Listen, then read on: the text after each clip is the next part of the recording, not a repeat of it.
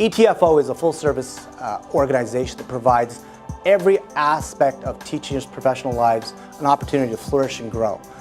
From collective bargaining to professional development through equity and women's services programs.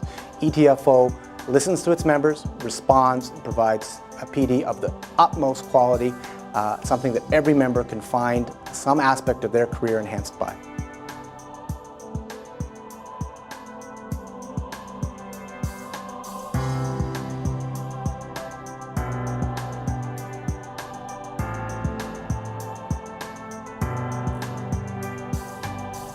It's all about solidarity. I believe Desmond Tutu from South Africa said, if I'm dehumanized, you're dehumanized.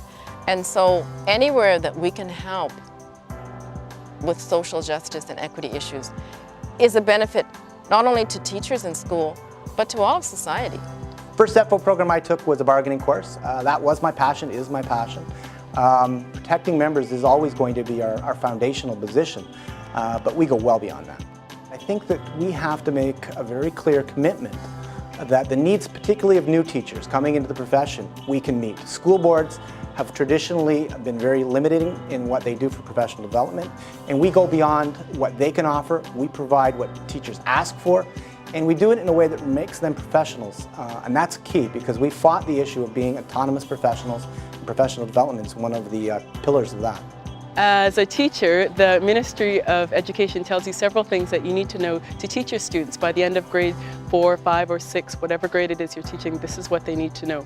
However, ETFO provides other resources where it allows you to perhaps teach more about women's studies, perhaps teach more about Aboriginal studies, or racism in the classroom, how to reduce prejudice in the classroom. So it provides other curriculum resources that you can adapt in your classrooms and yet at the same time still be meeting those ministry guidelines. I just finished taking a 3-day summer academy on Aboriginal studies here, and it was a great course, amazing course with lots of different perspectives, and a lot of Aboriginal studies is often taught from a European perspective.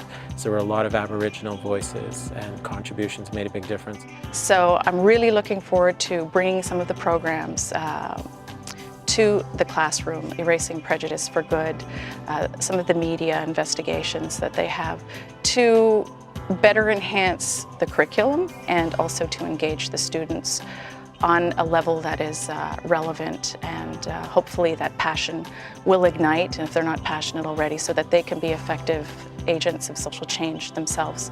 Statistics show that there's a declining role of women leaders. Like, that's a symptom.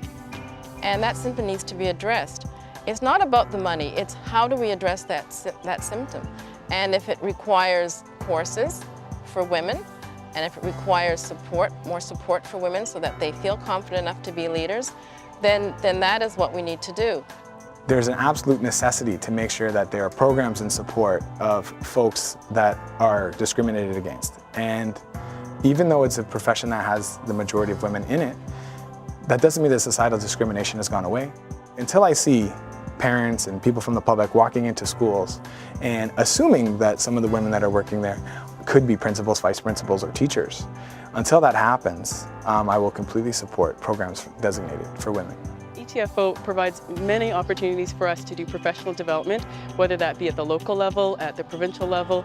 It provides time for colleagues to get together, work together, and do workshops. It provides knowledge and information. There's several people that you can call, ask for more information, and network with. The workshops, the conferences, the resources, I've seen it increase since I've started in the profession, and I've also am beginning to see more and more teachers being aware. I can call on, I have mentors, the programs gave me mentors, and I have watched, especially from Leaders for Tomorrow, women grow. The key learning that ETFO reminds me daily, and that I'm actually able to bring back to my students in the way of program and how I relate with them, is that equity transcends all groups, and that we as caring human beings need to be the empowering voice that betters the lives for everyone else. Everything that ETFO has done so far in the last few years has been positive. They are looking towards the future.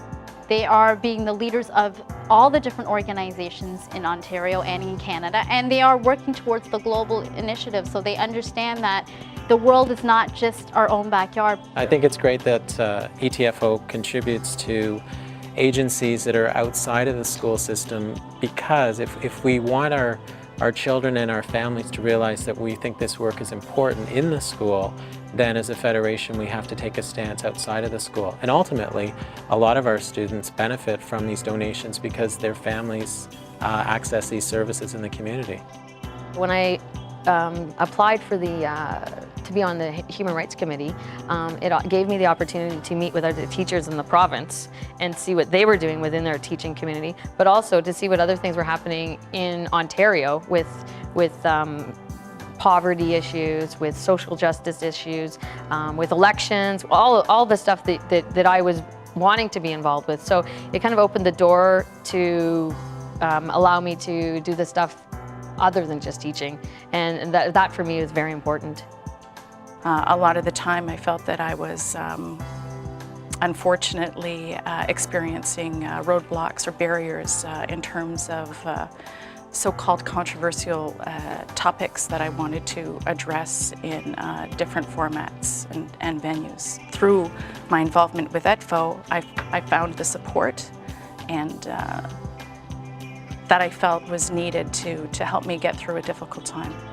In the school that I'm in, where it's predominantly Caucasian, predominantly middle class, I learned to bring it into the classroom, and also through that program I learned that I needed to become more visible. Being a minority and becoming a visible minority was important for my students, so that they actually saw somebody that didn't fit the mold. Their work on poverty and education around the impacts of poverty on children, and also on how teachers instruct. I'm helping to write, ETFO, along with the ministry, have helped fund an initiative where teachers are actually writing workshops and writing curriculum for other teachers. And what's exciting is that ETFO has sponsored us to go all around the province and be able to speak to other teachers about the impacts of poverty. Our equity and women's services programs are renowned internationally now, and so in the past 5 years, ETFO has really come of age.